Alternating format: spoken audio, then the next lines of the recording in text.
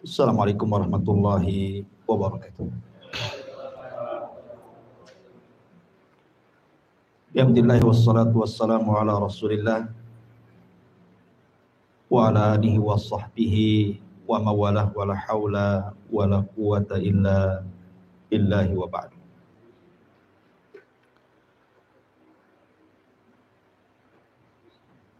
Baik, kita lanjutkan kajian kita masih membahas tafsir daripada surah-surah pendek dalam juz amma. Dan kita masuk pada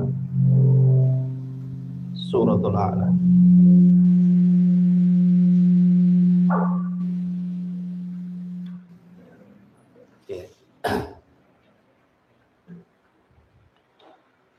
Suratul A'la ini adalah surat yang paling disukai Nabi sallallahu alaihi wa ala alihi wasallam. Karena hampir tiap malam Nabi sallallahu alaihi wasallam selalu membaca suratul A'la. Bahkan juga Nabi sallallahu alaihi wasallam selalu membaca saat manusia berkumpul. Seperti hari Jumat dan juga sholatul Id. Dan itu disebutkan dalam sebuah hadis, kana yutiru bisabbihisma rabbikal a'la.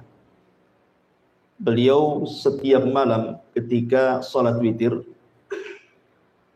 maka beliau selalu membaca sabbihisma rabbikal a'la, kemudian qul ya ayyuhal kafirun dan qul huwallahu ahad. Hampir setiap malam. Bahkan dalam surah atau dalam salat Id juga Nabi sallallahu alaihi wasallam sebagian besar membaca sabbihisma rabbikal a'la dan hal ataka hadithul ghasyiyah. Bahkan Nabi sallallahu alaihi wasallam juga dibiasakan membaca setiap malam itu sebelum tidur. Beliau membaca tasbih. Karena permulaan surah Al-A'la ini dimulai dengan tasbih. Di sebelum tidur beliau minimalnya tasbih itu beliau merutinkan sampai-sampai disebutkan dalam sebuah hadis, kana la yanamu hatta yaqra al-musabbihat wa yaqulu fiha ayatun khairun min alfi ayat. Terkadang beliau sebelum tidur membaca ayat-ayat yang dimulakan dengan tasbih, seperti sabbihisma rabbikal a'la, karena padanya ada ayat yang jauh lebih baik dibandingkan 1000 ayat. Bahkan Nabi sallallahu alaihi wasallam juga membaca terkadang di salat duhur. Sebagaimana hadis Jabir bin Samurah radhiyallahu an, Nabi sallallahu alaihi wasallam yaqra'u fi dhuhri sabbihisma rabbikal a'la, rawahu Muslim. Terkadang beliau dalam salat duhur juga membaca sabbihisma rabbikal a'la. Hadis ini dikeluarkan Al-Imam Muslim. Bahkan Nabi SAW ketika marah kepada Mu'adz, ketika dia mengimami kaumnya membaca Al-Baqarah, kemudian ada satu jemaahnya keluar karena tidak tahan dengan lamanya Mu'adz menjadi imam. Kemudian Mu'adz menyalahkan makmumnya dan mengatakan, engkau munafik. Kemudian sampailah kabar ini kepada Nabi sallallahu alaihi wasallam yang dimarahi Mu'adz dan mengatakan, afattanu ya Mu'adz, apakah engkau akan membuat fitnah wahai Mu'adz? Aina kunta an sabbihisma rabbikal a'la wadduha wa idas sama'un fatar. Kenapa kau tidak membaca sabbihisma rabbikal a'la saja, ataupun wadduha, ataupun idas sama'un fatar? Menunjukkan bahwa Nabi sallallahu alaihi wasallam juga menganjurkan membaca sabbihisma rabbikal a'la di salat Isya, karena Mu'adz ketika itu salat Isya. Taib, dan banyak lagi hadis-hadis seputar ini. Bahkan dalam hari Jumat juga Nabi SAW dikatakan membaca Sabbihisma Rabbikal A'la dan hal ataka hadithul ghasyah yang sudah saya sebutkan. Mungkin malam ini kita akan membahas satu ayat saja, karena memang banyak pembahasannya, tentang permulaan ayat surah Al-A'la ini bercerita tentang pentingnya sebuah tasbih. Ma'asyiral muslimin yang dimuliakan Allah Subhanahu wa taala. Tasbih itu diambil dari kata-kata at-tanzih. Tasbih itu maknanya tanzih. Tanzih itu artinya membersihkan. Seolah-olah Allah mengatakan nazzih rabbaka an kulli naqsin. Bersihkan Rabbmu dari setiap kekurangan. Jadi sabbihisma rabbikal a'la artinya kita diperintahkan oleh Allah Subhanahu wa taala untuk membersihkan Rabb kita dari setiap sifat-sifat yang kurang bagi Allah Subhanahu wa taala.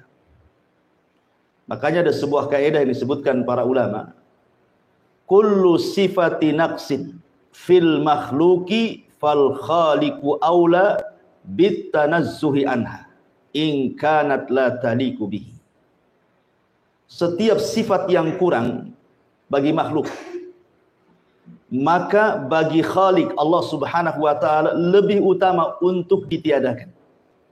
Kalau bagi makhluk saja sifat itu sifat kurang, maka bagi Allah Subhanahu wa taala harus lebih dibuang lagi sifat-sifat seperti itu. Kalau seandainya sifat itu tidak layak disematkan kepada Allah Subhanahu wa taala. Kenapa? Karena tidak semua sifat yang kurang bagi makhluk itu kalau diterapkan kepada Allah ikut kurang pula. Ada sifat-sifat yang kurang bagi makhluk tapi kalau disematkan kepada Allah justru sempurna. Contoh umpamanya di antara sifat Allah Subhanahu wa taala al-mutakabbir. Sifat Allah itu sombong. Bagi makhluk sombong ini tidak bagus. Sifat yang kurang bagi makhluk. Dan orang pun tidak suka orang sombong itu. Justru orang itu suka dengan orang yang memiliki kebalikannya, tawadhu. Kalau orang tawadhu kan orang suka. Tapi kalau orang sombong kan enggak suka.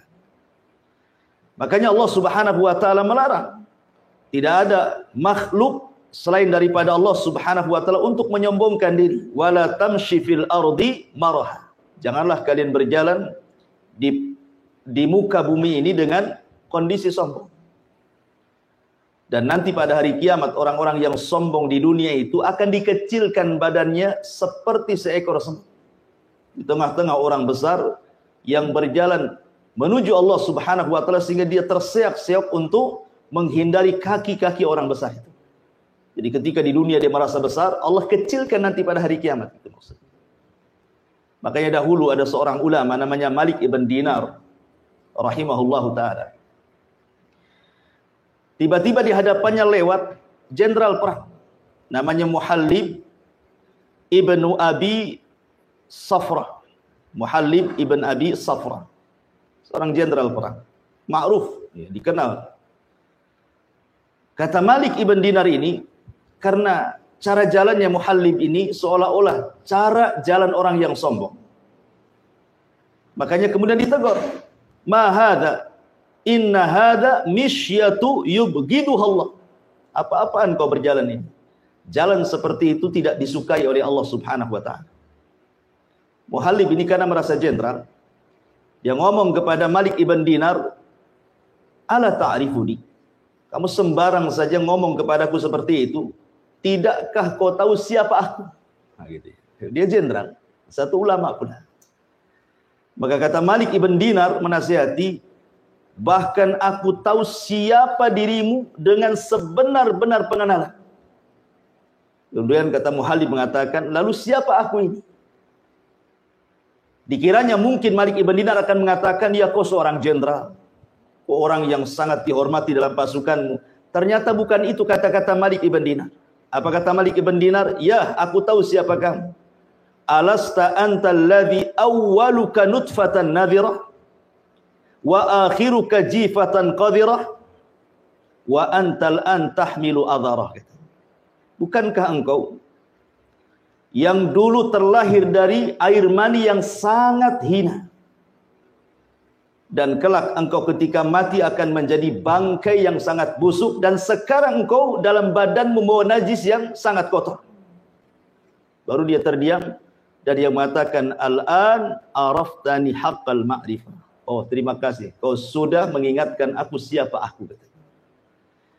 Dari sini menunjukkan bahwa sombong itu tidak disukai Allah. Tapi kalau Allah sombong, itu sudah wajar. Sesuatu yang kurang bagi makhluk belum tentu kurang bagi Allah kalau sifat itu diletakkan kepada Allah.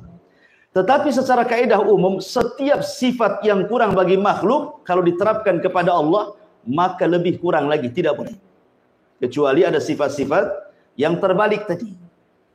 Tapi yang jelas bahwa ketika Allah mengatakan sabbihisma rabbikal a'la, hendaklah kita mensucikan Rabbmu yang maha tinggi ini, maksudnya di sini tasbih di sinilah at-tanzih, membersihkan setiap sifat-sifat Allah ataupun perbuatan-perbuatan Allah dari sifat dan perbuatan yang tidak layak disematkan kepada Allah Subhanahu wa taala.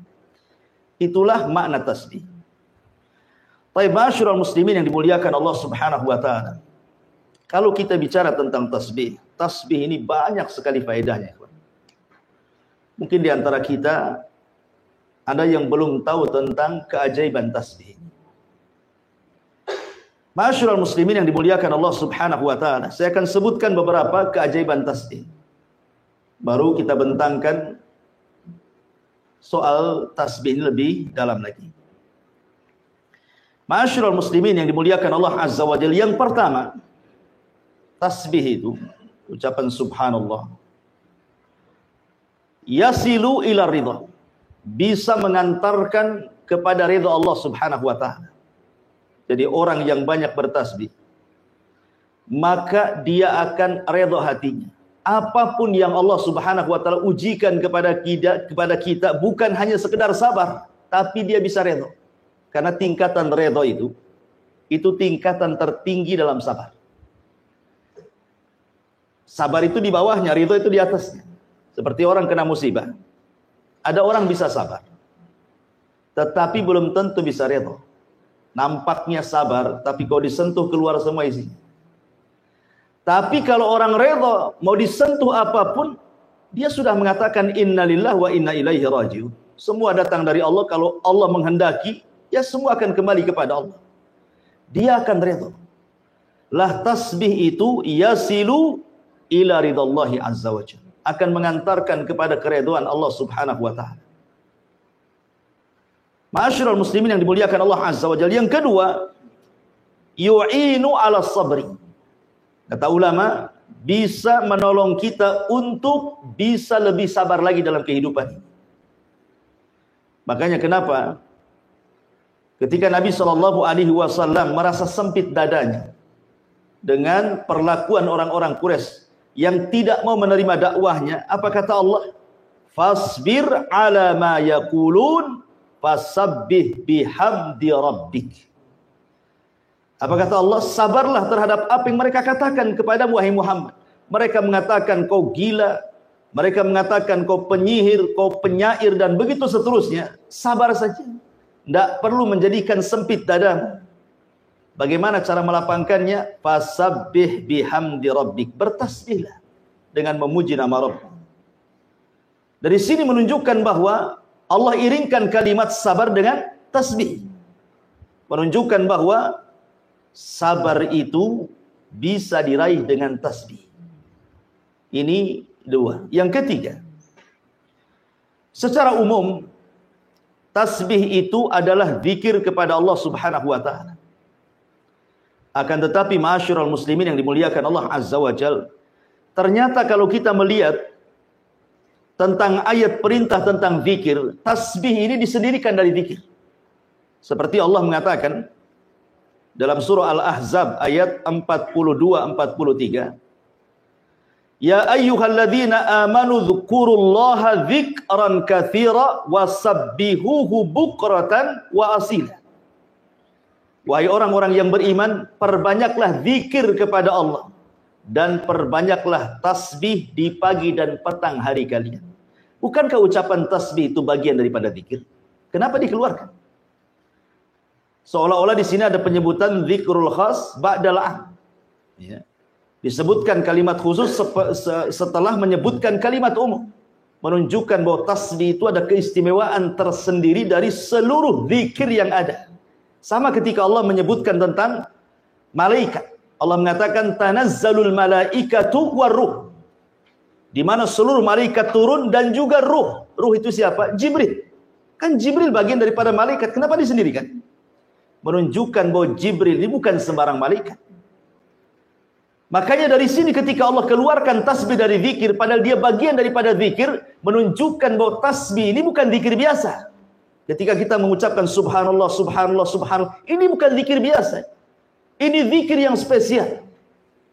Kalau zikir saja Allah mengatakan ala bi dzikrillahi tatmainnul qulub, bahwa dengan zikir kepada Allah itu tenang hatinya, maka tasbih itu bukan hanya menenangkan hati, sampai kepada melembutkan hati. Jadi hati kita akan lembut lagi, bukan hanya tenang saja, lembut hati kita. Ini diantara faedah yang ketiga. Kemudian faedah yang keempat, bahwa tasbih juga termasuk maqasidut tauhid ataupun maqasidu ad-da'wati ilallah. Tujuan daripada dakwah kepada Allah, tujuan daripada tauhid terangkum dalam tasbih. Ketika Nabi Musa alaihi salatu wassalam dia hendak berdakwah kepada Fir'aun dalam surah Toha, kan Musa ini kan pelat ngomong. Dia tidak bisa ngomong fasih, Musa ini. Sementara dia punya abang namanya Harun. Harun ini fasih ngomongnya. Sehingga kemudian Musa meminta kepada Allah untuk dijadikan Harun itu wazirnya, teman dia dalam berdakwah. Bagaimanapun kalau berdakwah berdua kan lebih ringan. Karena apalagi Harun punya keistimewaan memiliki lidah yang fasih. Tidak sebagaimana Musa, ya, lidahnya kurang fasih. Makanya kemudian Nabi Musa alaihi salatu wasallam meminta kepada Allah Subhanahu wa taala untuk dijadikan Harun sebagai wazirnya, teman dakwahnya, menterinya. Kemudian Nabi Musa menyebutkan tujuannya. Apa tujuannya? Disebutkan dalam surah Toha 33, kai nusabbihuka katsira wa nadhkuruka katsira. Supaya aku bisa lebih bertasbih kepadamu ya Rabb, dan supaya aku bisa lebih mengingatmu dengan dimasukkannya Harun dalam dakwah. Menunjukkan bahwa alasan Musa itu supaya ketika dia menggabungkan Harun kepada dakwahnya akan lebih bisa menyukseskan dakwahnya, sehingga dia bisa banyak bertasbih kembali kepada Allah dan banyak mengingat Allah Subhanahu wa taala. Maka dari sini kata para ulama, tasbih itu termasuk maqasid at-tauhid. Kemudian yang nomor 5. Tasbih ini ikhwan adalah salah satu zikir yang bisa memberatkan timbangan. Dalam sebuah hadis Nabi sallallahu alaihi wasallam bersabda, kalimatani khafifatani ala lisani thaqilatani fil mizani habibatani ala rahman subhanallah wa bihamdihi subhanallahil azim. Kata Nabi SAW, 2 kalimat yang ringan di lisan, 2 kalimat yang ringan di lisan tapi berat dalam timbangan. Bukan hanya itu saja, dicintai Ar-Rahman Allah Subhanahu wa taala. Kemudian Rasul mengatakan, bacalah subhanallah wa bihamdi subhanallahil azim. Dulu pernah saya ceritakan, ada seorang syekh bercerita tentang seorang kakek. Kakek ini dia orang awam, bukan ulama, bukan thalabatul ilmi, orang awam. Tapi dia rajin ke masjid untuk sholat. Jadi suatu hari, tiba-tiba setelah sholat wajib, dia mendekati imam. Kemudian mengatakan, ya Imam, ajarkan kepadaku satu ajaran yang diajarkan Nabi kepada kita, biar aku bisa mengamalkannya. Tiba-tiba imam sholat ini kaget kan itu. Tapi dia teringat dengan hadis ini. Dia mengatakan, kalau begitu dengarkan Nabi SAW bersabda kalimatani khafifatani ala lisani thaqilatani fil mizani habibatani ala rahmani subhanallah wa bihamdihi subhanallahil azim. Langsung ditangkap hadis ini, kemudian langsung dihafal sama kakek ini. Kemudian dia pulang. Subhanallah. Dia hanya menghafal satu hadis ini, tapi dia dakwahkan, dia amalkan, dan dia dakwahkan hadis ini kepada semua manusia yang dijumpai dia. Datang ke kondangan kawin, dia ngomong di hadapan orang, Nabi bersabda, ada dua kalimat yang ringan di lisan, berat dalam timbangan, dicintai Ar-Rahman, katakan subhanallah wa bihamdihi subhanallahil azim. Masuk ke pasar, dia ceramah di hadapan orang-orang pasar, orang pasar, ada dua kalimat ringan di lisan, berat dalam timbangan, dicintai Ar-Rahman, katakan subhanallah wa bihamdihi subhanallahil azim. Ketemu orang di jalan ngomong begitu. Pokoknya setiap ketemu orang dia sampaikan hadis ini. Antum melakukan seperti ini? Yang ada malu antum. Tiba-tiba Allah takdirkan kakek ini jatuh sakit gara-gara ditabrak mobil. Masuk dia ke rumah sakit. 3 hari dia koma. Hari ketiga dia sadar. Kemudian keluarganya senang. Ketika dia sadar, yang pertama dipanggil bukan keluarganya. Aina dokter? Mana dokter? Oh, dokter langsung dipanggil, sibuk tuh dokternya. Kata dokter sambil pegang tangannya, iya kek, saya dokter. Kata kakek ini, ya dokter, Nabi bersabda, 2 kalimat ringan di lisan, berat dalam timbangan, dicintai Ar-Rahman, katakan dok, subhanallah wa bihamdihi subhanallahil azim. Kemudian dia mati. Dia akhiri kematiannya dengan subhanallah wa bihamdihi subhanallahil azim. Memberatkan timbangan dia. Karena tasbih ini ikhwatu fiddin, sekali lagi banyak keistimewaan. Ini baru sedikit yang saya ceritakan, masih banyak. Jadi dia bisa memberatkan timbangan dan dicintai Allah Subhanahu wa taala. Ingat, kalau Allah mencintai kita, apa yang terjadi? Nadahu Jibril. Allah akan panggil Jibril. Apa kata Allah? Ya Jibril, inni uhibbu fulana. Aku suka dengan si fulan. Maka Jibril mengatakan, ketika Allah mengatakan, ya Jibril, aku suka dengan si fulan, maka kau juga harus suka. Jibril langsung panggil semua malaikat. Dan mengatakan, wahai malaikat-malaikat Allah, Allah suka dengan si fulan, kalian juga harus suka dengan si fulan itu. Hanya mengucapkan kalimat subhanallah wa bihamdihi subhanallahil azim. Luar biasa. Ya. Kemudian ma'asyiral muslimin yang dimuliakan Allah Azza wa Jalla. Subhanallah, kalimat tasbih ini bisa menolak takdir Allah Subhanahu wa taala. Ajaib. Ya. Bisa menolak takdir. Disebutkan di dalam surah Al-Anbiya, ketika Allah Subhanahu wa taala bicara tentang kisah Nabi Yunus. Ketika Nabi Yunus alaihi salatu wassalam, dia lari dari kaumnya karena merasa tidak beriman dengan dakwahnya. Akhirnya dia murka, kemudian ingin mencari daerah baru. Padahal belum diizinkan Allah. Tiba-tiba dia keluar, kaumnya pula tobat. Yunus tidak tahu. Ketika dia naik kapal, tiba-tiba kemudian kapal itu entah berantah berhenti sendiri di tengah lautan, terombang-ambing ombak. Kalau seandainya beban-beban kapal tidak diturunkan, maka akan terjungkirlah kapal itu dengan bahtera. Maka semua barang-barang dijatuhkan. Rupanya masih juga berat juga. Barang sudah tidak ada, tinggal orang.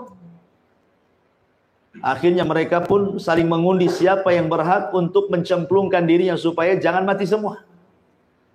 Maka setelah diundi, rupanya yang keluar Nabi Allah Yunus. Maka orang-orang tahu siapa Yunus. Jangan engkau, yang lain saja. Dikocok lagi, tapi Yunus lagi yang keluar. Akhirnya Yunus sudah tahu bahwa ini adalah sudah takdir dia. Maka Yunus pun kemudian menerjunkan diri, rupanya sudah dihantar ikan besar dan melahapnya. Dan Yunus pun harus tinggal di perut ikan dengan 3 kegelapan. Gelap malam, gelap perut ikan, dan gelap dasar lautan. Harusnya secara takdir Yunus mati. Mana bisa orang hidup di perut bumi? Oksigen dari mana? Kita nyelam saja bisa mati. Apalagi dalam perut ikan. Di kegelapan malam, di dasar lautan pula. Siapa yang menjadikan Yunus selamat? Allah Subhanahu wa ta'ala. Apa penyebabnya? Tasbih. Yang menyebabkan Nabiullah Yunus kemudian diselamatkan dari takdir Allah Subhanahu wa ta'ala, dari kematian, adalah tasbih. Fanada fi dhulumati alla ilaha illa anta subhanak inni kuntu minadh dhalimin. Maka Yunus pun terus berdoa kepada Allah, tidak ada sembahan yang berhak disembah kecuali Dia. Subhanak. Ini tasbihnya. Maha suci Engkau ya Allah. Sungguh aku termasuk orang-orang yang zalim. Makanya Allah mengatakan, kalau seandainya Yunus itu bukan termasuk ahli tasbih, la labitha fi batnihi ila yaumi yub'atsun. Maka Yunus tidak akan dikeluarkan dari perut ikan itu sampai kiamat dibangkitkan. Kalau bukan karena dia ahli tasbih. Bahasanya ahli tasbih. Makanya dia diselamatkan.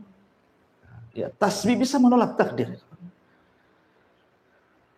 Bahkan kita tahu bahwa dahulu di zaman Bani Israel ada seorang nabi yang digigit oleh satu semut. Marah dia. Kemudian dia bawa obor api.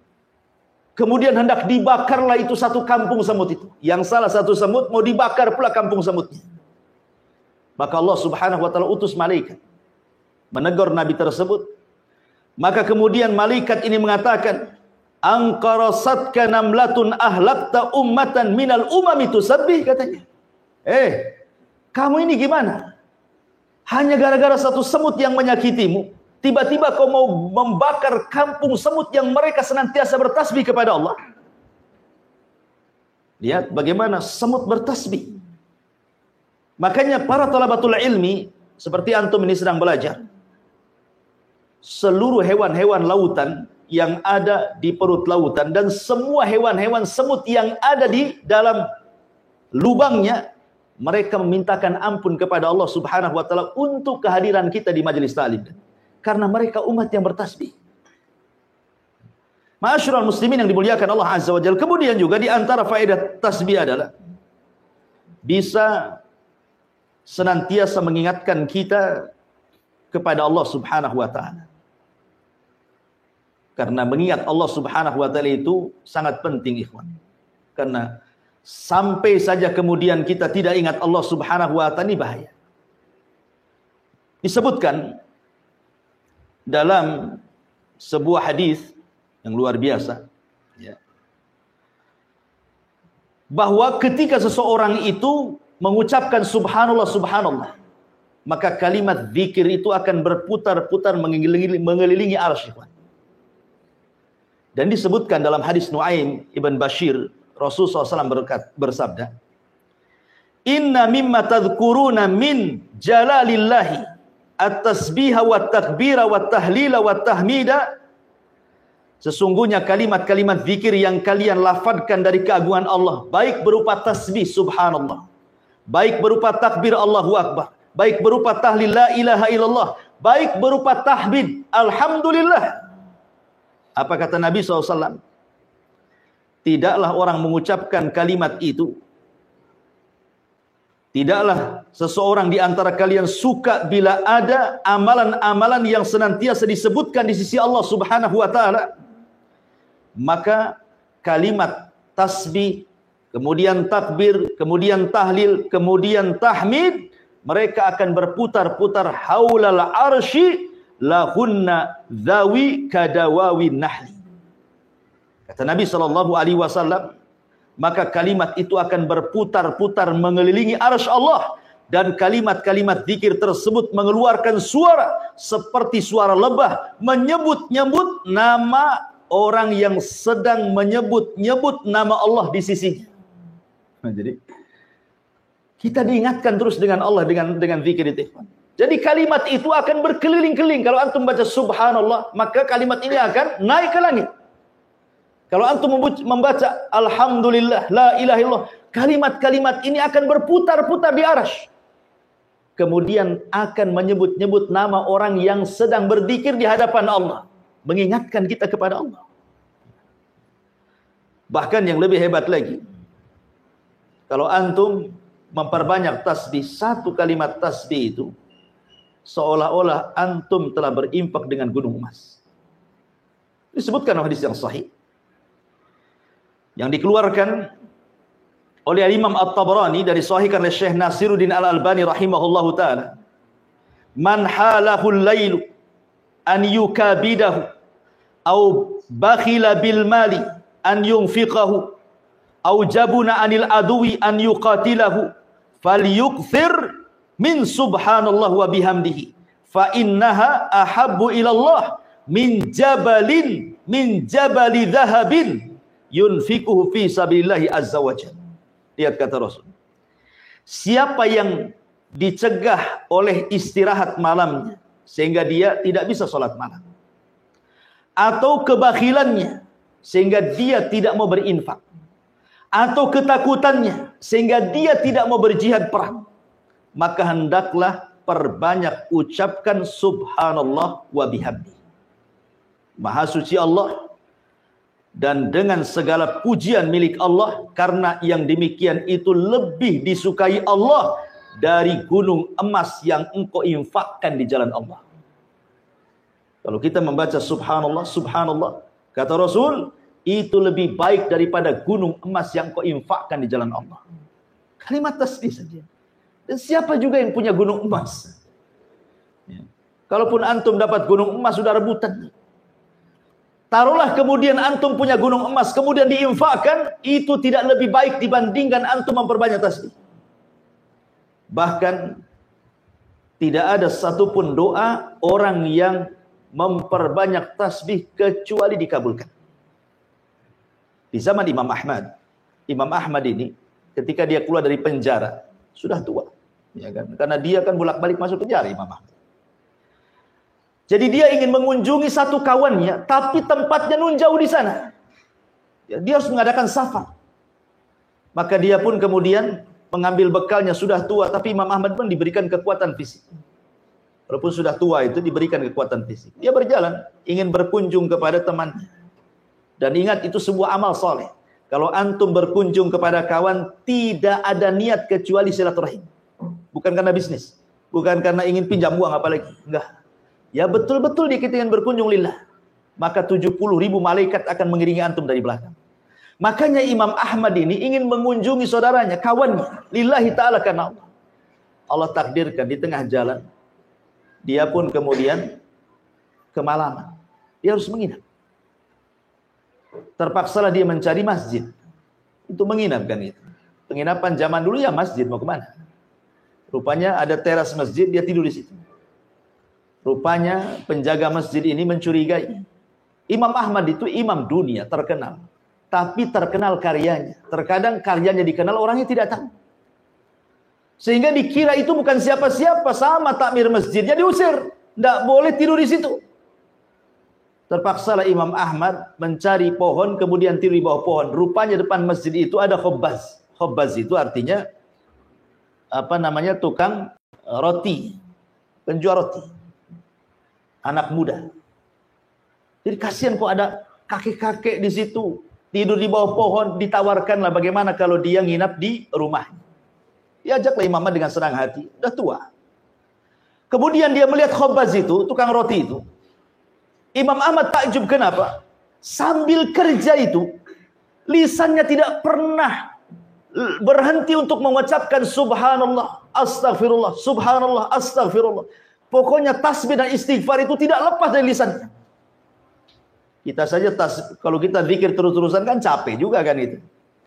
Antum baca subhanallah, subhanallah, berapa jam antum sanggup? lidah pun dah kering. Pasti ada berhentinya kan? Ini tidak. Mulai dari kerja sampai subuh, lisannya terus ngomong. Imam Ahmad nih heran. Kok bisa dia berzikir seperti itu? Sampai tidak tidur Imam Ahmad itu karena takjub dengan anak muda itu. Akhirnya ditanyalah sama Imam Ahmad itu. Bagaimana engkau bisa melakukan itu? Apa kata anak muda ini? Karena sudah terbiasa wahai imam. Setiap hari aku sudah melakukan seperti ini. Jadi zikir itu sudah jadi kebiasaan dia.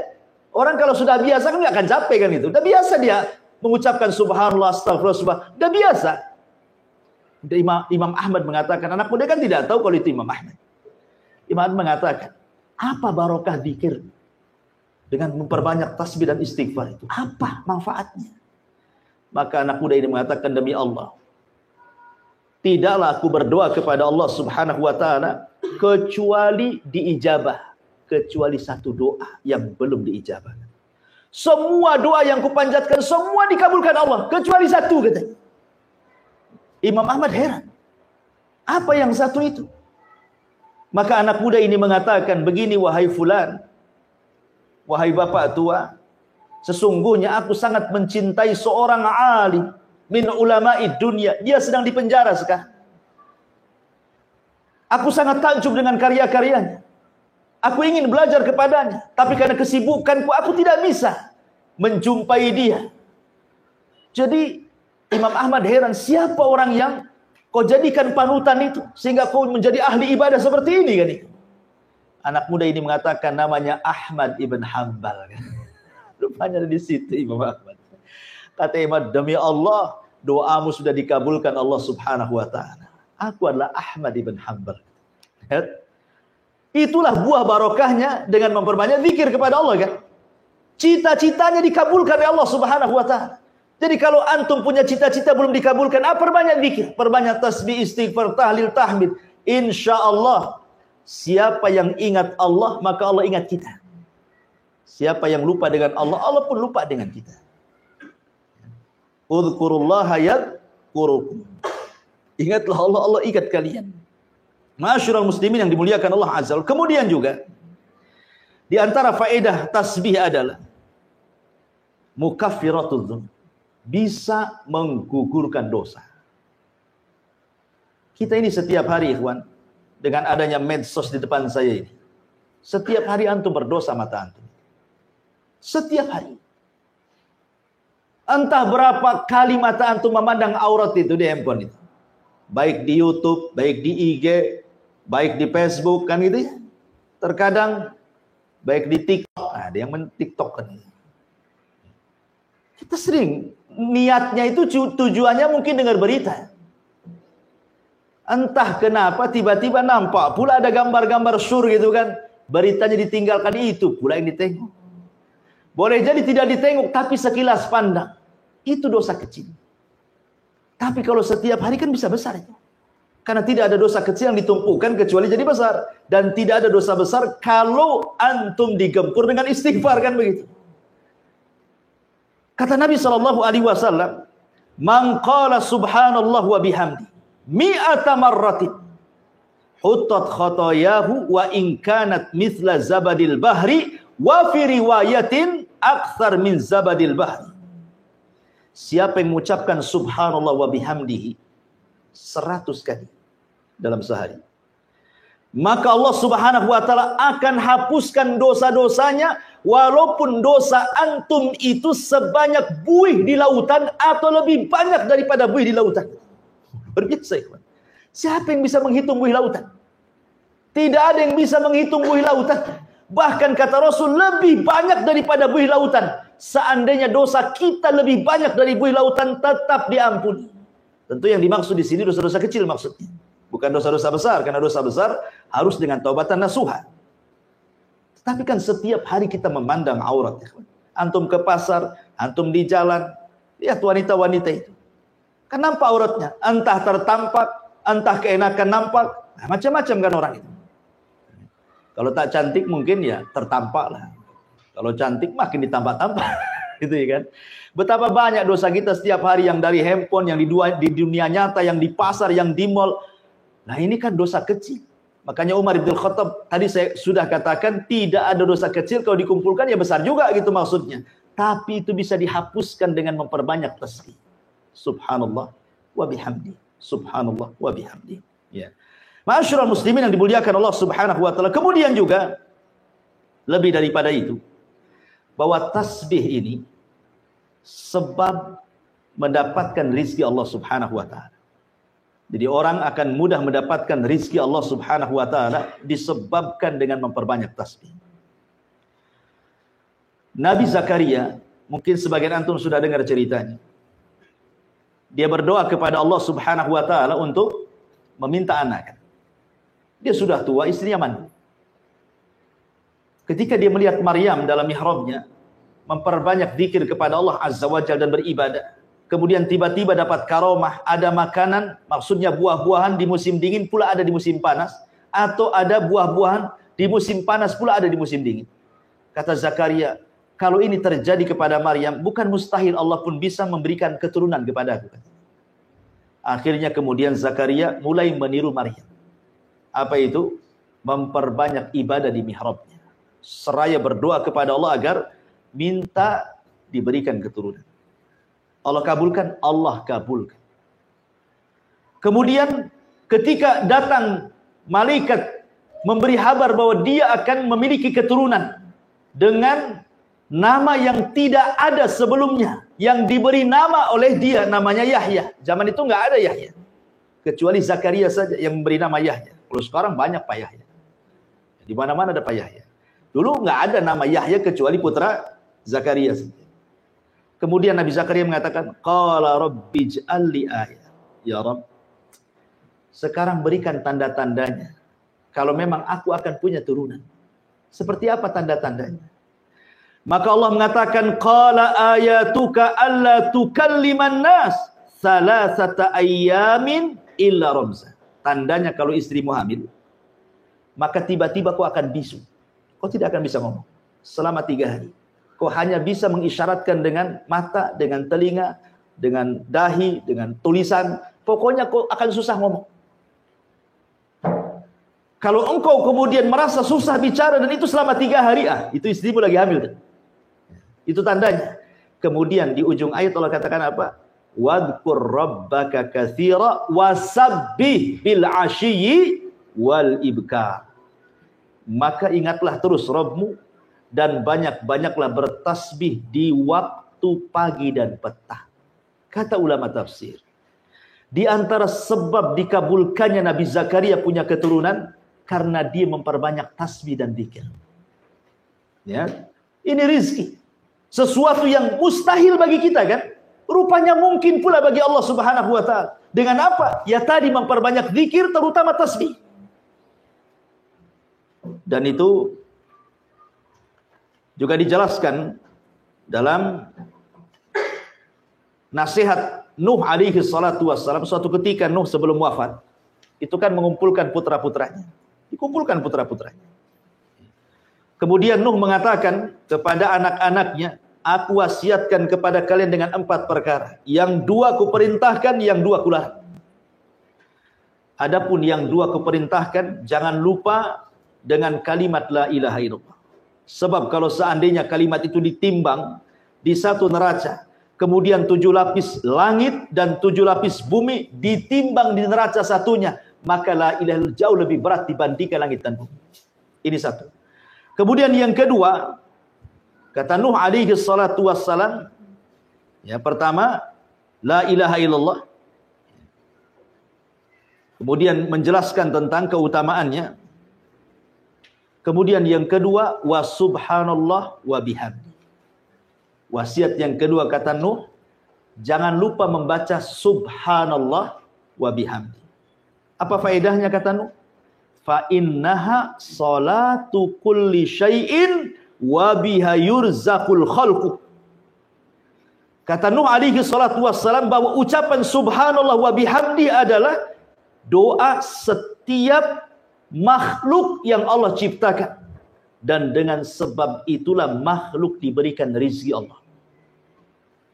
Dengan subhanallah bihamdi itu sebab itulah Allah kasih rizki. Karena Tasbih ini ikhwan, semua bertasbih. Nanti saya akan sebutkan dalil-dalilnya. Malaikat bertasbih, lautan bertasbih, semut bertasbih, bahkan petir juga bertasbih. Semua yang diciptakan Allah itu semua bertasbih. Kita masih menjelaskan keutamanya dulu. Ma'asyiral muslimin yang dimuliakan Allah Subhanahu wa taala. Kemudian juga selain juga diberikan rezeki oleh Allah Subhanahu wa taala, tasbih itu bisa menghilangkan keperitan dunia. Siapa di antara kita yang tidak pernah terkena masalah? Pasti di antara kita banyak masalah. Ada yang karena hutang dia masalah, kan itu. Ada yang karena keluarga, mungkin masalah dengan pasangan, mungkin masalah dengan anak-anak, ya kan? Mungkin masalah di kantor, mungkin masalah di jalan. Masalah itu tidak akan ada hentinya. Selesai ini, datang yang lain. Karena memang dunia ini tempat ujian. Tetapi bagaimana solusinya supaya kita keluar daripada masalah itu? Maka di antaranya adalah dengan cara bertasbih kepada Allah Subhanahu wa taala. Tadi saya jelaskan dalilnya.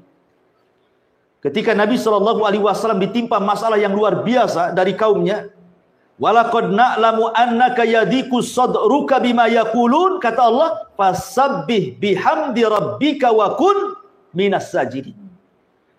Dan sungguh kami tahu dadamu menyempit wahai Muhammad karena ucapan orang-orang kafir itu. Tetapi perbanyak tasbih dengan memuji Rabbmu dan teruslah kau sujud kepada Allah. Perintah yang pertama kepada Rasul sebelum disuruh untuk memperbanyak sujud apa? Tasbih dulu kan. Suruh memperbanyak tasbih supaya lapang dadamu. Apa yang diucapkan mereka itu nanti akan menjadi sebuah kelapangan. Terkadang kan ada orang yang mungkin disakiti orang dengan ucapannya itu dendamnya 7 turunan. Ya. Ada orang itu kan begitu, disakiti, digibah, difitnah, sudah kayaknya dunia ini kelam begini. Tetapi supaya kita dikeluarkan dari itu, perbanyak tasbih. Ini salah satu manfaat tasbih.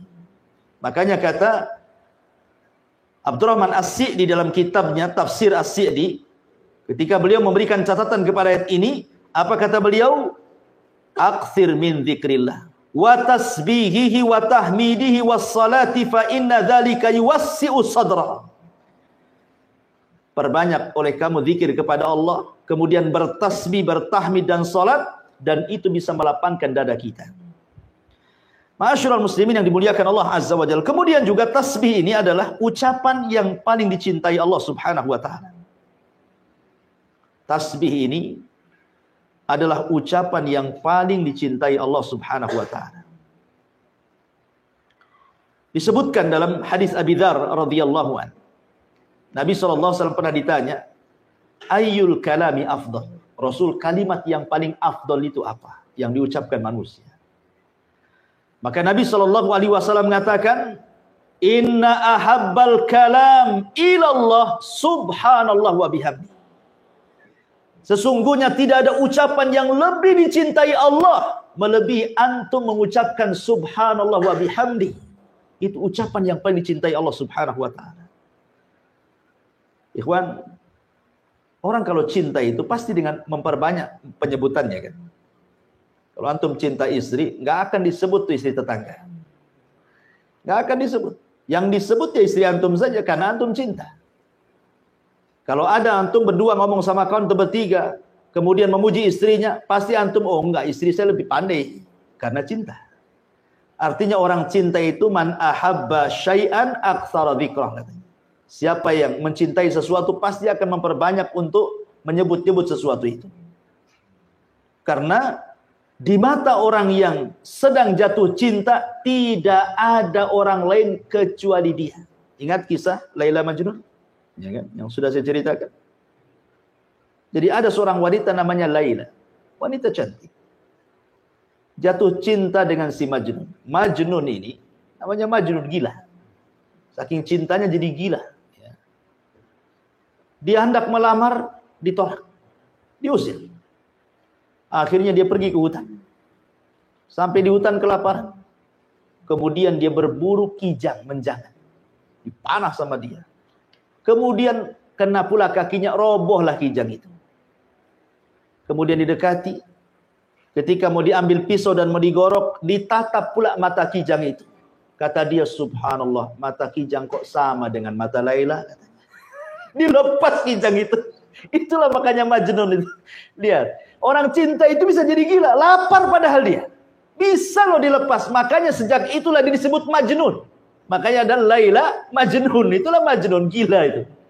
Ya, udah lapar-lapar, kena pula dilepas gara-gara mata Kijangnya mirip dengan mata Laila. Itulah orang cinta kayak gitu, ikhwan. Mabok dia. Ma'asyiral muslimin yang dimuliakan Allah Azza wa Jalla. Jadi kalau orang cinta dengan Allah, maka perbanyak zikir dengan Allah. Dan tidak ada kalimat yang paling dicintai Allah kecuali subhanallah wa bihamdi, kata Rasulullah. Inna ahabbal kalam ilallahi subhanallah wa bihamdi, kata Rasulullah.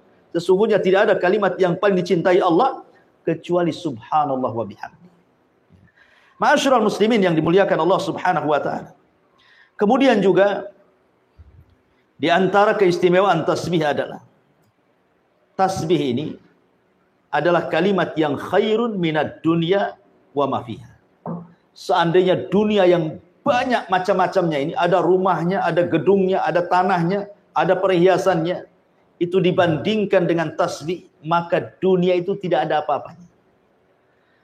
Nabi SAW mengatakan dalam sebuah hadis yang diriwayatkan oleh Abi Hurairah radhiyallahu anhu dari Nabi SAW, seandainya la an aqula subhanallah wa bihamdi, seandainya aku mengucapkan subhanallah walhamdulillah wala ilaha illallah Allahu akbar, kata Rasul, seandainya aku katakan subhanallah walhamdulillah wala ilaha illallah Allahu akbar, ahabbu ilayya mimma tala'at alaihi syamsu, lebih baik bagiku dibandingkan cahaya matahari. Cahaya matahari ini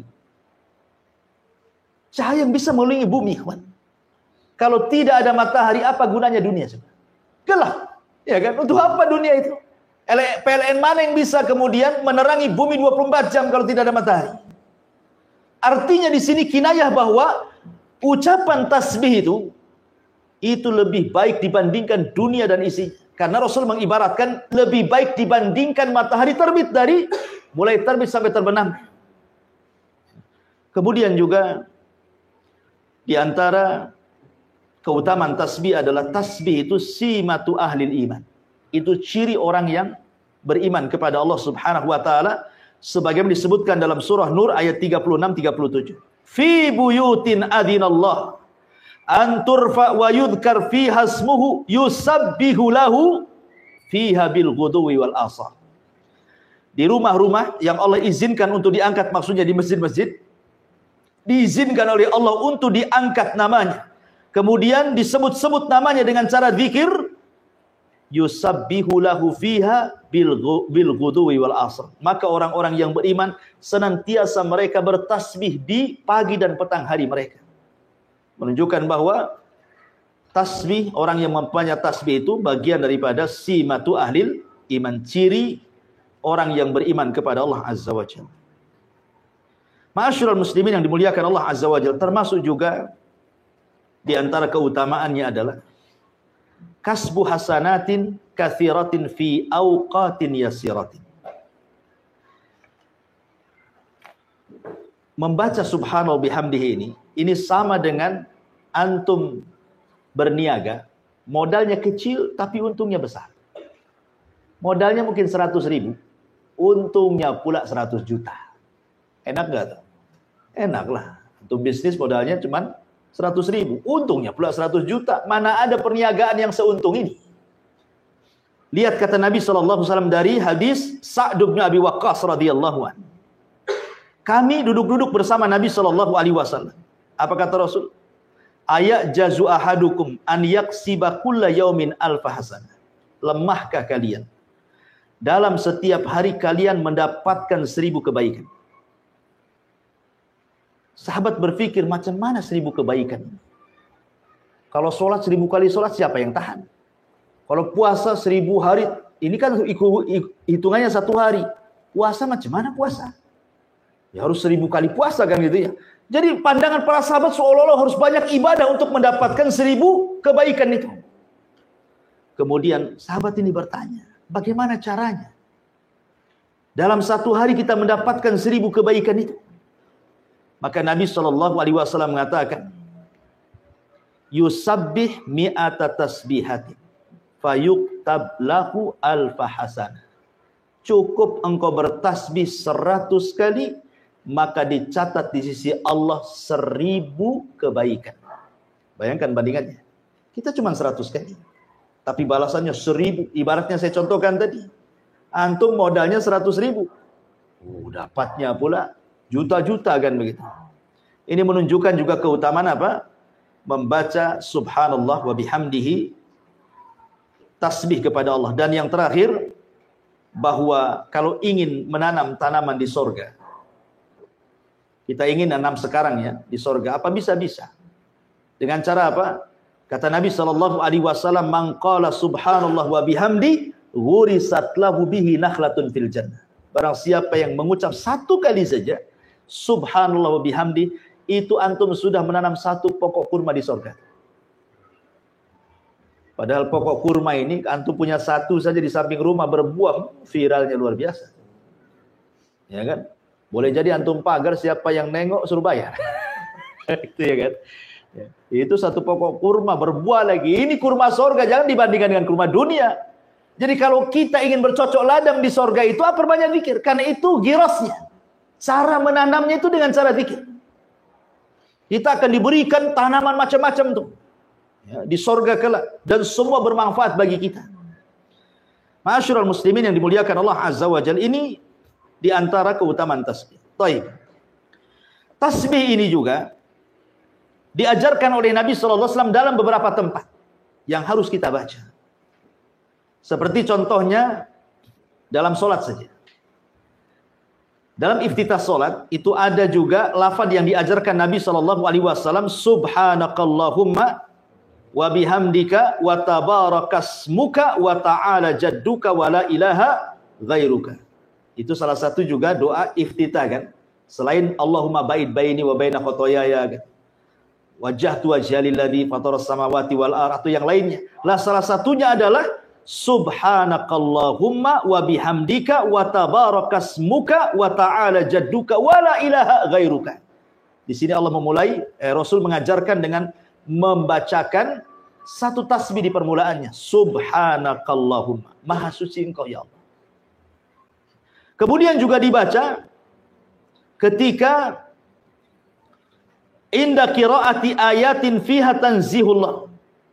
Bahkan disunahkan kalau ada orang membaca Al-Quran, umpamanya sabbihisma rabbikal a'la ini. Ya, ada orang baca di samping kita sabbihisma rabbikal a'la, maka Rasul menyunahkan apa? Subhanallah. Jadi kalau ada orang baca di samping kita, baca Quran ya, pas yang dibaca itu ayat tasbih, kita juga menjawab dengan subhanallah, maha suci engkau. Ya. Kemudian juga tasbih juga digunakan dalam sholat itu ketika kesalahan imam. Apabila imam salah kan, maka bagi laki-laki membaca tasbih, bagi perempuan cukup dengan tepukan tangan seperti ini. Ya kan? Tapi kalau laki-laki subhanallah. Kemudian juga ruku dan sujud jelas. Dalam ruku subhana rabbiyal azim, dalam sujud subhana rabbiyal a'la. Kemudian juga Nabi SAW bertasbih setiap selesai sholat. Di antara zikir-zikir yang diajarkan, bertasbih 33 kali kan. Bertahmid 33 kali, kemudian takbir 33 kali, digenapkan dengan la ilaha jadi 100. Jadi tasbih juga dibaca dalam rangka zikir setelah sholat. Kemudian juga tasbih kita baca ketika kita mendengar suara petir. Kalau ada kilat, ada petir, hujan lebat gitu ya. Kemudian nampak kilat, kemudian ada petir yang menyambar gitu ya, menggelegar, maka disunahkan membaca apa? Subhanallah. Kemudian juga ketika takjub. Ya, ketika takjub juga sama. Ketika takjub antum melihat pamannya ada antum jalan kemana gitu, nengok pemandangan kok indah sekali, maka antum disunahkan mengucapkan subhanallah. Kemudian juga ketika ditunjukkan kepadanya azamat Allah, keagungan Allah Subhanahu wa taala. Wah, ada anak ini cerdas sekali, padahal masih kecil, hafal Quran. Ya kan? Ini luar biasa, ini kan keagungan Allah namanya kan. Nah, kita katakan subhanallah, anak ini kok bisa seperti itu. Ya, ini juga disunahkan membaca subhanallah. Termasuk juga subhanallah dibaca ketika sebelum tidur. Berapa kali? 33 kali. Sebagaimana nasihat Nabi SAW kepada Ali radhiyallahu dan Fatimah kan. Ketika Fatimah meminta pembantu kepada Nabi SAW, ketika itu Rasul kan baru pulang dari perang, dapat pula tawanan budak. Lah Fatimah ingin minta satu, karena dia lelah. Dia cari kayu sendiri, dia masak sendiri, pokoknya lelah, anak pula banyak gitu ya. Dia ingin pembantu. Tapi Rasul mengatakan, wahai Fatimah, wahai Ali, maukah ku ajarkan beberapa kalimat, baca sebelum tidurmu, itu lebih baik daripada pembantu. Kemudian kata Rasul, tasbihlah 33 kali. Tahmidlah 33 kali, takbirlah 34 kali. Baru kau tidur. Itu lebih baik dibandingkan engkau mendapatkan pembantu. Nah, coba antum praktekkan ke istri antum. Kalau istri antum kelelahan, bang, cari pembantu. Sini. Ya. Nabi ngomong, ada kalimat lebih baik dibandingkan pembantu. Milih mana? Kira-kira milih mana? Milih dua-duanya banget. gitu. Taib. Kemudian juga disunahkan ketika intibah minan naum. Ketika seseorang terbangun dari tidur juga disunahkan membaca subhanallah. Kemudian juga disebutkan juga ketika al-istiwa ala al-markub. Antum naik di atas kendaraan, antum baca subhanallah. Bahkan ketika antum berjalan di kendaraan, kalau menanjak antum disuruh takbir, Allahu Akbar. Ya. Kalau nurun disuruh tasbih subhanallah. Semua maha suci Allah Subhanahu wa taala. Termasuk juga indal kusuf, indal qarab ya, ketika salat gerhana, ketika sedang banyak kesulitan, tadi sudah saya jelaskan. Termasuk juga selesainya majelis ta'lim. Apa doanya?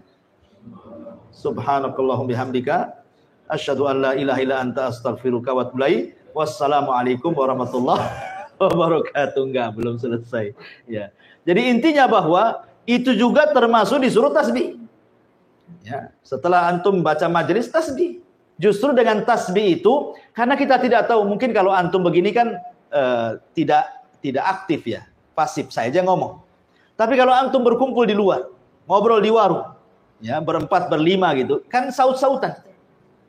Terkadang kan ada kumpul itu dalam rangka rapat, dalam rangka main-main saja, dalam rangka kumpul-kumpul. Terkadang adalah kalimat-kalimat itu yang menyinggung. Kita tidak tahu, entah ketika ngobrol itu tahu gibain orang, ya, tahu-tahu menghina orang.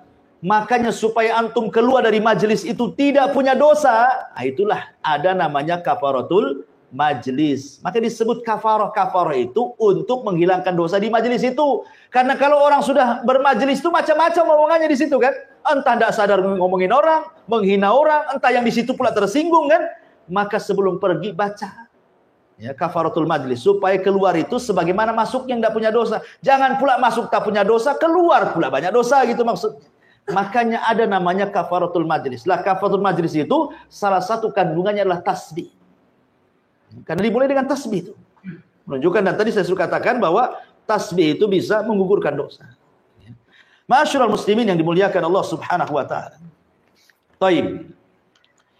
Kemudian kalau kita melihat di dalam Al-Qur'anul Karim, tasbih ini Allah Subhanahu wa taala sampai menyebut dalam tatanan bahasa Arab, ada yang dalam bentuk fi'il madhi, ada yang dalam bentuk fi'il mudhari, ada yang dalam bentuk fi'lul amr, ada juga yang dalam bentuk masdar. Coba bayangkan. Semua kata kerja ada. Ya. Contoh umpamanya kata kerja yang fi'il mudhari umpamanya ya. Contohnya banyak dalam Al-Qur'an seperti yusabbihu lillahi ma fis samawati wa ma fil ard. Yusabbihu lillahi ma fis samawati wa ma fil ard al-malikul quddus. Ya kan dalam surah Al-Jumu'ah. Allah mulai dengan fi'il mudhari' yusabbih. Ataupun dengan kalimat masdar. Subhanakallah. Subhanallah. Itu masdar artinya. Seperti Allah Subhanahu wa taala mengatakan la ilaha illa anta subhanaka inni kuntu minadh dhalimin. Atau dalam bentuk fi'il madhi, sabbaha lillahi ma fis samawati wal ardi wa huwal azizul hakim, surah Al-Hadid. Atau dalam bentuk perintah seperti yang kita sedang kaji ini, sabbih, ya, itu perintah namanya kan, sabbih, bertasbihlah engkau. Lihat bagaimana Allah Subhanahu wa taala sampai-sampai menyebutkan kalimat tasbih dalam Al-Quran itu banyak sekali. Ada yang mengatakan sampai 900 kali. Kalimat tasbih diulang-ulang dalam Quran itu. Saking banyaknya, saking pentingnya kalimat tasbih. Sampai ada dalam bentuk fi'il madhi, fi'il mudhari', fi'il amr, ada juga dalam bentuk masdar gitu ya. Karena saya katakan tadi keutamanya sudah saya jelaskan secara global tadi. Baik. Kalau kita melihat tentang alam semesta ini, bagaimana Allah Subhanahu wa taala menjelaskan bahwa semua makhluk itu bertasbih kepada Allah. Allah bertasbih untuk dirinya. Sebagaimana Allah mengatakan dalam surah As-Saffat ayat 180, Subhana rabbika rabbil izzati amma yasifun. Di sini Allah bertasbih kepada dirinya sendiri. Ya. Kemudian para malaikat bertasbih. Yusabbihuna al-laila wan nahara la yafturun. Malaikat itu bertasbih siang dan malam, tidak bosan. Jadi tasbih itu ucapan malaikat. Zikirnya malaikat setiap hari. Siang malam tidak berhenti. Kemudian juga tasbih juga adalah ucapan para nabi. Seperti umpamanya Nabi Musa ketika meminta untuk melihat Allah. Apa kata Musa? Angdur ilaika ya Rabb. Tolong tampakkan wajahmu kepadaku ya Rabb. Apa kata Allah? Lantarani, kau nggak bisa melihat wahai Musa. Tapi kalau kau maksa, lihat gunung itu. Fasaufa, kalau engkau melihat gunung itu tidak bergempa, maksudnya diam saja, tidak hancur, fasaufa tarani, engkau akan melihat. Falamma tajalla rabbuhu lil jabali ja'alahu dakka. Allah katakan ketika Allah betul-betul menampakkan kepada gunung Saina itu, hancur gunung batu itu. Fasara Musa sa'iqam. Musa pun terpental kemudian pingsan. Setelah dia bangun, apa kata Musa?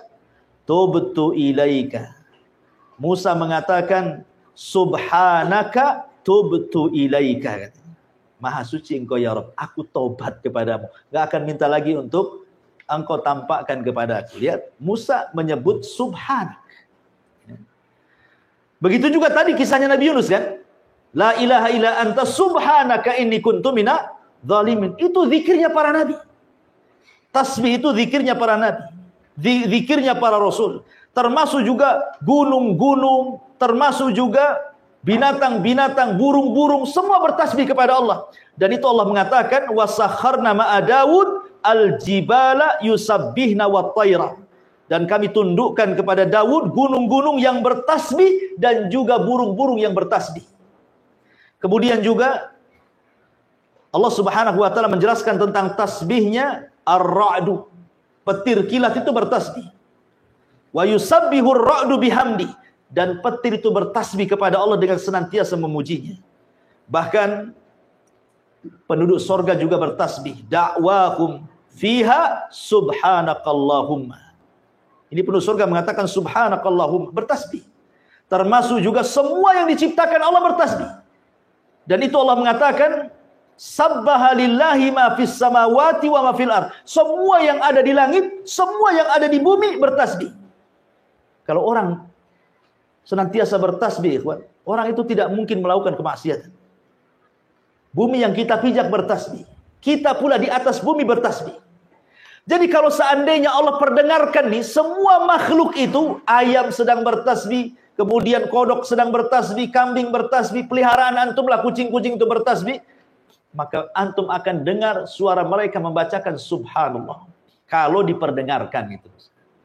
Karena secara umum, Allah Subhanahu wa taala mengatakan wa im min kulli syai'in illa yusabbihuna bihamdi walakin la tafqahuna tasbihahum. Segala sesuatu itu bertasbih, tapi kau tak paham tasbih mereka, kata Allah.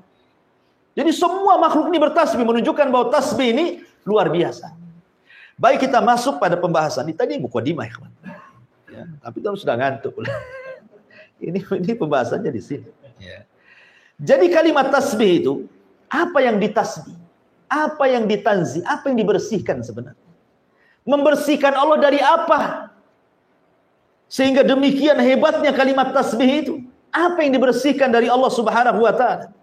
Pertama, secara bahasa, tasbih itu diambil dari as-sabhu. Sabhu itu, antum pernah dengar bahasa as-sibah. Kalau orang berenang, dalam bahasa Arab disebut sibahah namanya. Itu renang.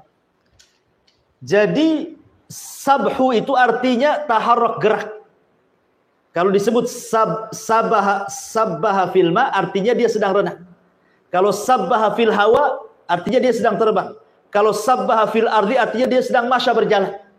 Jadi sabbaha itu artinya gerak, bergerak.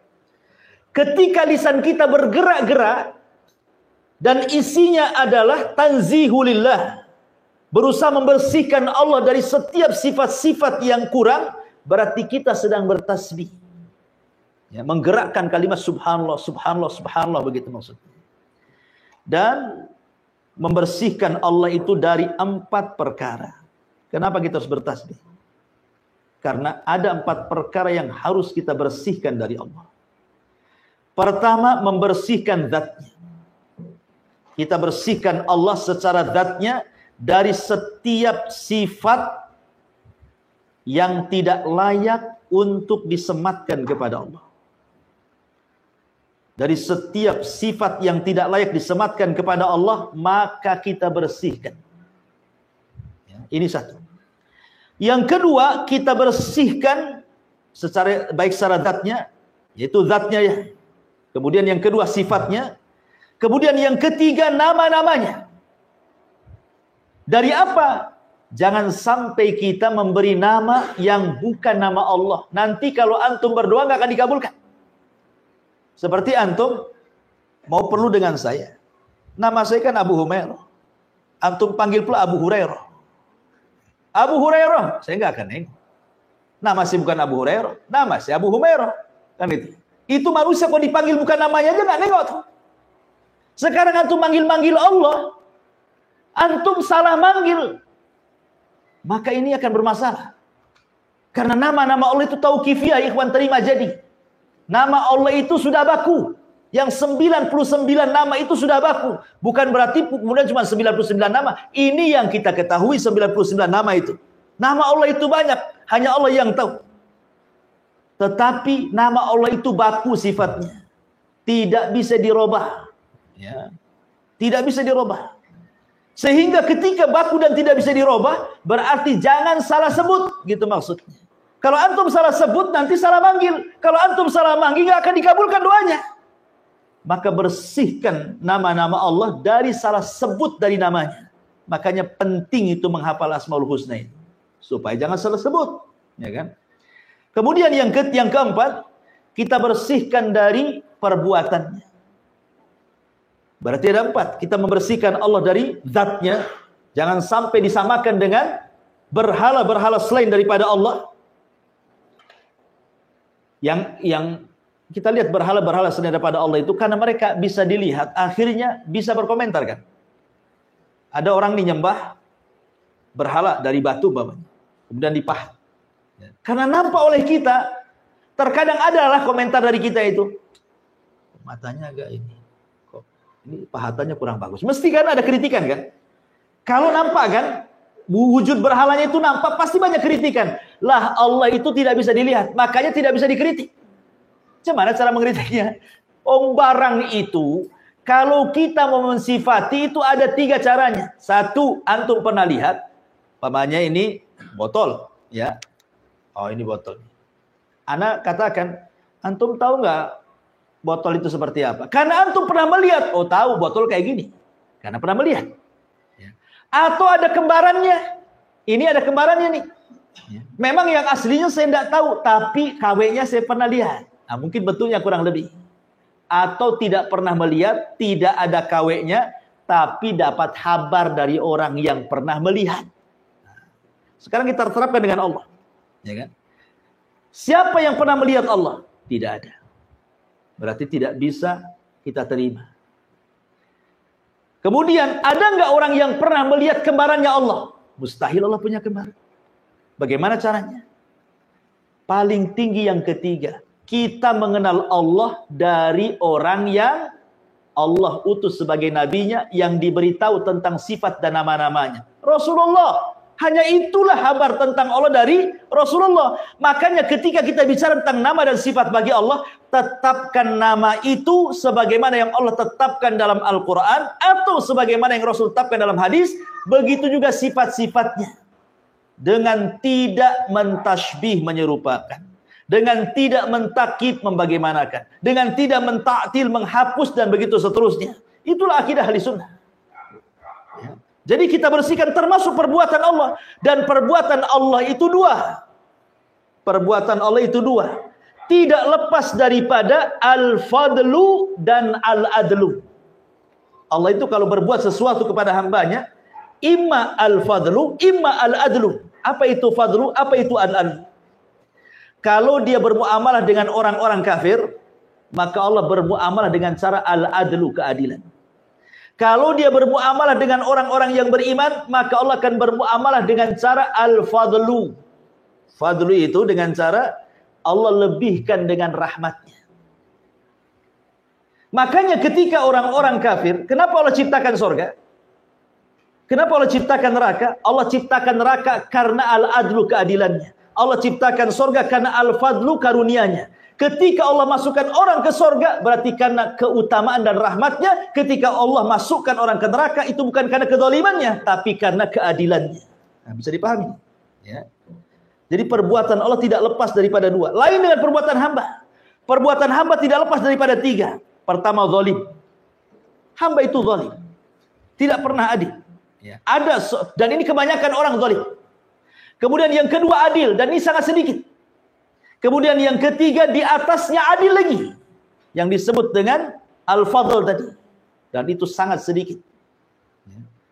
Tapi Allah cuma dua ketika bermuamalah dengan kita. Imma bermuamalah dengan keadilannya, imma bermuamalah dengan kita dengan rahmat dan karunia-Nya, ya. Itulah Allah ciptakan surga dan neraka. Ma'asyiral muslimin yang dimuliakan Allah Subhanahu wa taala. Taib. Di sini Allah mengatakan sabbihisma rabbikal a'la. Sucikanlah nama Rabbmu al-a'la, yang maha tinggi. Al-a'la ini sifat daripada Rabb, ya. Dan kalimat Rabb sendiri itu kalimat khususiyah daripada kalimat rububiyah. Jadi kalau disebut Rabb, artinya kita bicara tentang perbuatan Allah yang khusus bagi Allah. Seperti Allah menciptakan, Allah mengatur, Allah menguasai, dan begitu seterusnya, ya. Makanya kalimat Ar-Rabb tidak boleh dipanggil kepada makhluk. Walaupun artinya Rabb itu secara bahasa adalah Sayyid, Tuan, ya kan? Seperti ataupun pemilik, seperti Abdul Muthalib pernah mengatakan kepada Abroha, adapun unta itu saya Rabbnya, Rabbul Ibil, kan itu ya. Adapun Ka'bah itu ada Rabbnya sendiri, maksudnya Allah, kan itu ya. Atau kalimat Rabb itu bisa kalimat Sayyid. Rasul mengatakan tidak boleh kita ngomong, pamannya ada budak dengan tuannya. Kemudian kita katakan kepada budaknya ini, berilah makan kepada Rabbmu. Nggak boleh. Walaupun secara bahasa itu adalah sama makna Sayyid, tapi katakanlah berilah makan kepada Sayyidmu atau kepada Maulamu, gitu ya. Jangan dikatakan Rabbmu. Nah, gitu. Karena Rabb itu khususnya bagi Allah Subhanahu wa taala, kecuali diidhafahkan. Ya, Rabbul Ibil, Rabbul Bait, dan begitu seterusnya. Itu bahasa Arabnya, ya. Kemudian al-a'la tentu yang maha tinggi. Kalimat yang maha tinggi ini, ikhwan. Dan ini kita tetapkan bahwa Allah Subhanahu wa taala itu ulu, di atas ketinggian. Lalu apa yang dimaksud ketinggian itu? Maksudnya yang pertama, Allah maha tinggi itu maha tinggi secara zat wal makanah. Secara zatnya Allah itu di atas ketinggian. Ar-Rahman alal arsis tawa. Allah itu di atas ketinggian. Yang kedua, tinggi di sini maksudnya tinggi al-qadar, kemuliaannya. Maksudnya kemuliaan ini tidak ada yang semisal dengan Allah Subhanahu wa taala. Laisa kamitsli syai'un wa huwas samiul basir. Kemudian yang ketiga, tinggi qaharnya. Apa qahar itu? Tidak ada yang dapat mengalahkan Allah. Semua bergerak dengan izin Allah. Kemudian yang terakhir, ya, tinggi nama dan sifatnya. Tidak ada yang lebih tinggi dibandingkan sifat-sifat Allah dan nama-namanya. Disinilah kemudian kita tinggikan Allah Subhanahu Rabbiyal A'la. Makanya kenapa ketika kita membaca A'la ini dalam posisi kita rendah. Serendah-rendahnya orang ketika sholat dalam posisi apa? Sujud. Ya. Apa yang dibaca? Tidak Subhana Rabbiyal Azim, tapi Subhana Rabbiyal A'la. Bahwa kita ini rendah, Allah itu tinggi. Dalam posisi kita serendah-rendahnya dalam posisi sujud, kita katakan Rabbiyal A'la. Ya. Ada orang yang mengingkari bahwa Allah itu tidak di atas. Kelompok Jahmiyah. Sampai mengganti lafaz Subhana Rabbiyal A'la menjadi Subhana Rabbiyal Asfal. Saya lupa namanya. Ada yang mengatakan Jahm ibn Safwan. Jahm ibn Safwan, seorang tokoh Jahmiyah. Ketika dia sujud, dia tidak mau mengatakan Subhana Rabbiyal A'la. Dia ganti Subhana Rabbiyal Asfal. A'la itu tinggi, asfal itu rendah. Maha suci Allah yang maha rendah. Allah itu tidak ada di ketinggian. Juga diganti sama dia. Itulah Jahmiyah sesat. Gitu. Intinya ma'asyiral muslimin yang dimuliakan Allah Azza wa Jalla, dengan melihat mata antum sudah redup gitu kan. Saya pun sudah soak suaranya. Saya kira sampai di sini satu ayat saja kita kaji tafsir di malam ini. Mudah-mudahan ada manfaatnya. Akhirnya kita tutup dengan doa kafaratul majlis. Subhanakallah bihamdika asyhadu an la ilaha illa anta astaghfiruka wa atubu ilaik. Allahu ta'ala. Assalamualaikum warahmatullahi wabarakatuh.